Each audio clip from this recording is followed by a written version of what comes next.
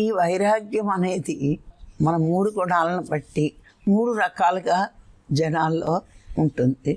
ఆ వైరాగ్యం ఇక సాత్విక వైరాగ్యం ఏంటి అంటే, ఈ ప్రపంచం మిథ్య, శరీరము మిథ్య, శాశ్వతమైనది పరమాత్మే, అది ఆత్మగా నాలో ఉంది.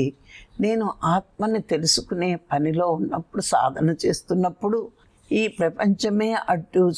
శరీర భ్రాంతియే, శరీరం అంటనకూడదు, శరీరం మీద ఉన్న భ్రాంతే నన్ను పరమాత్మని చేరుకోనివ్వట్లేదు అని వాటి పట్ల, అంటే ప్రపంచం పట్ల, బంధువుల పట్ల, వీటన్నిటి పట్ల, శరీరం పట్ల విరక్తిని పెంచుకోవాలి. అనురక్తి ఉండకూడదు, ఆసక్తి ఉండకూడదు.